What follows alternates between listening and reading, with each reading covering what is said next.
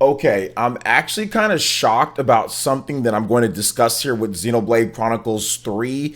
And while it doesn't mean that Xenoblade Chronicles 3 is going to be like the best selling RPG of all time or sell better than a game that I'm going to talk about, the fact that it's even polling higher or more anticipated or ranking higher than some of these games on here, and the company that it finds itself in is absolutely incredible and invigorating as a major Xenoblade Chronicles fan. So Xenoblade Chronicles 3 is going to be incredible, and I think that things are going to be very interesting when the game launches, and we'll talk about that in just a bit and much more. But before we do, what's good everyone? OJ here. Welcome back to another video. Please make sure you hit that like button and subscribe if you're someone new to get my videos first, and of course click on that notification bell as well. So let's go ahead and jump right into the first topic here, and it's something that I discuss every now and then on the channel. It's called the Famitsu's Most Wanted Games, and essentially the Famitsu magazine online,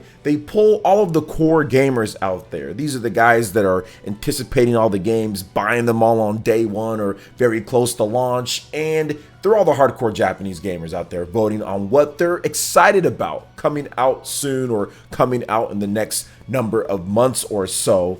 And this week's poll actually had Xenoblade Chronicles 3 as we get towards that July launch.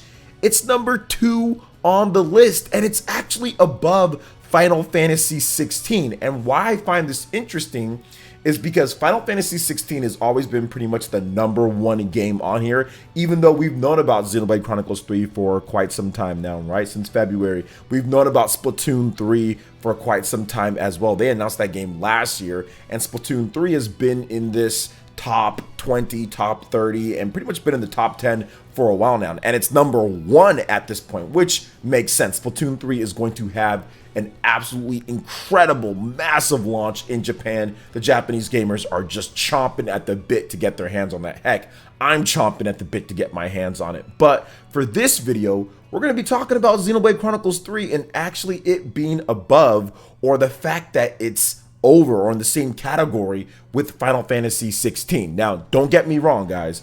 Final Fantasy 16 is probably going to sell better by a lot or by a good amount than Xenoblade Chronicles 3, because Final Fantasy 16, it's Final Fantasy, and it's also going to be on PC. But Xenoblade Chronicles 3, the fact that people are anticipating it with the core gamers as high as it is, that gives me very high hopes that the core gamers are going to come out and support this game very early. I think that this, like I've talked about with the pre-order numbers that we're seeing, and I discussed that in a previous video, just type in Xenoblade Chronicles 3 sales numbers or pre-order numbers and you'll find that video. But I talked about how the game is pre-ordering pretty much almost like all of Xenoblade Chronicles 2's total pre-orders already at this point, with well more than a month to go, and we haven't gotten the big Nintendo Direct showing off Xenoblade again. We've just gotten a couple big trailers, we've gotten information drops here and there, new characters, the heroes, they've shown off some cutscenes, but we still need that big info drop on Xenoblade Chronicles 3, like we got with Xenoblade Chronicles 2, where they had a whole section of a Direct for that game, so like a Xenoblade Chronicles Direct. So I feel that that's going to happen with Xenoblade Chronicles 3 at the next Nintendo Direct. They're going to give it a nice little segment, new trailer, and show us the new plan that they have for the special edition. A lot of you guys have been asking me about that, and if you want to know my full thoughts on their new plan, make sure you check out my video where I discuss the Xenoblade Chronicles 3 new plan. But just to sum it up just a little bit here, is that I think that they're going to come with a lot more pre-orders. I think they're going to come with a better and improved system to pre-order it, and they have to supply that special edition well after the game launches. It can't just be, okay, it's just here for a bit, but those pre-orders and those special editions need to be flowing based off of what happened already and kind of the customer, I would say, lack of confidence in my Nintendo with Xenoblade Chronicles 3 and the special edition. But getting back to the topic at hand, to see Xenoblade Chronicles 3 this high up on the list is something that nobody would have ever thought. we've seen big games before come out from Nintendo. Obviously, you have stuff like Breath of the Wild 2 up there. You have big games from Square Enix. You have big games from Nintendo. But to see Xenoblade up there at number 2, Splatoon is up by about 30 points or so. But still, it's great to see Xenoblade Chronicles 3 actually get that type of recognition and people be excited for it, because I feel that this will be the swan song, quote unquote, for this Xenoblade story. And Monolith Soft will move on with the new IP next, and they'll probably come back to Xenoblade, but in a whole different way, shape, or form, or Xeno something else. There'll still be a Xeno game, but Xeno something else, Xeno Sword at this point right now. It won't be called that, but I just feel like this will probably be like the last in this line of Xenoblade games, and maybe they do like a follow-up to Xenoblade Chronicles X, which is a different style of game, and they change up what they do from there.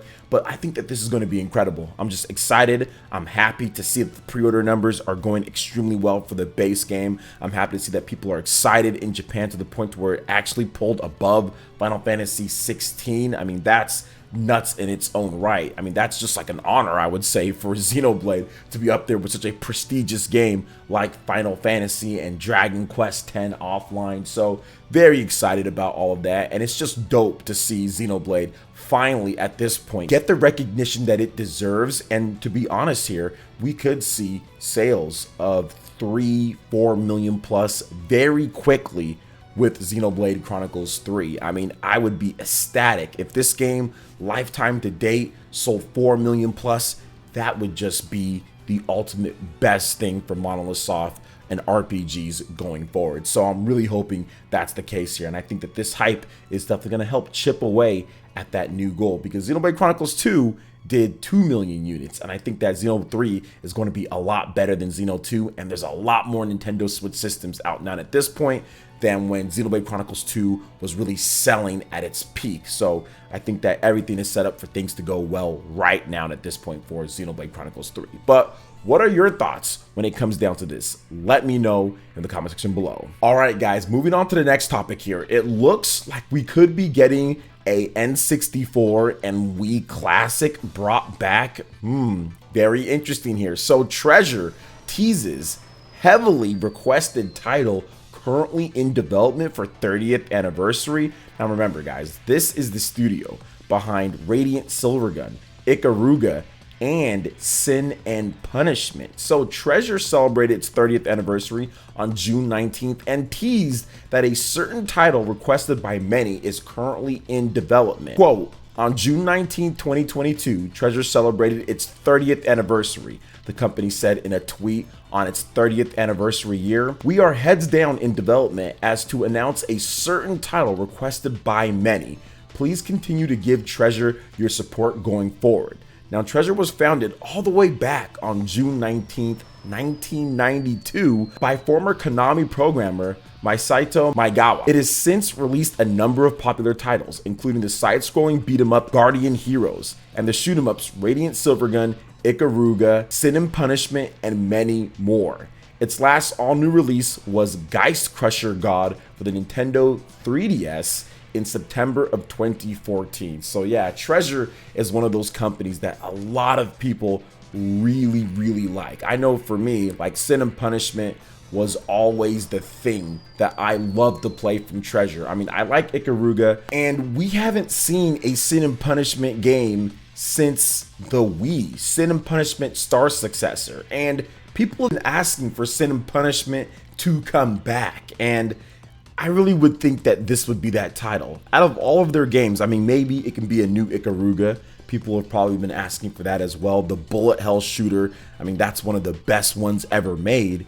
But if there was a new Sin and Punishment, and we know about the whole Nintendo Direct that is heavily rumored to be at the end of this month, so what if a new 30th anniversary announcement is a brand new Sin and Punishment game that's in development for the Nintendo Switch?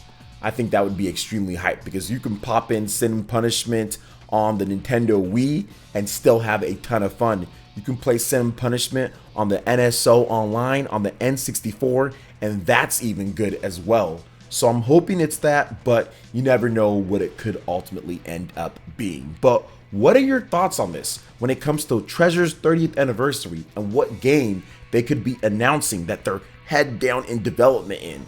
Let me know in the comment section below. All right, and moving on to the final topic here, I want to discuss a very interesting game, and that is Teenage Mutant Ninja Turtles Shredder's Revenge. Now, I recently beat the game, my first run of it. I went through with Donatello and I played through the game.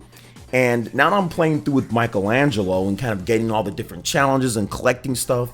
And I just realized that I haven't really been into beat 'em ups since the old school days. I know Streets of Rage came out and there's been a bunch of other beat 'em ups, River City Girls, that are good, but nothing ever got me to beat the game this fast. As in, I bought the game on Saturday, didn't play it, picked it up on Sunday for the first time and played it all the way through. Now, it's not a long game. It's actually kind of short, and this isn't a full review. I'll definitely talk about it more in a separate video as I go through and do all the content, then kind of give like a full review on the game. But this game is absolutely incredible and definitely a early game of the year contender for me. It's that good, even being as short as it is, it's that good. The online play is great. The invite system's great on the Nintendo Switch. You have all the different turtles that are very fun to play. The combat is very impactful. It feels like you're really delivering blows in the game, which sometimes these games don't really deliver that well enough. And I love the combo system. I love the controls. I love the layout of how you move around the Turtlemobile kind of on the map like the original TMNT game on the NES. There's so many throwbacks and calls and nods to the old school games.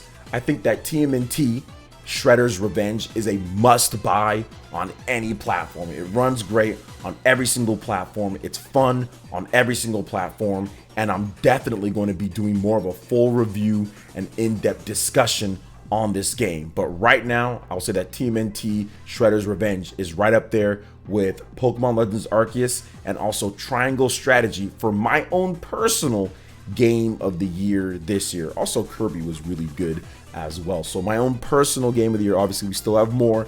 Xenoblade's coming out, some other games are coming out as well. Bayonetta 3 should be out this year, Splatoon 3 will be out this year. But right now, Shredder's Revenge, this game is absolutely incredible, and it reminds me growing up back in the day in the 80s and playing these games on the Super Nintendo as well. It's just great.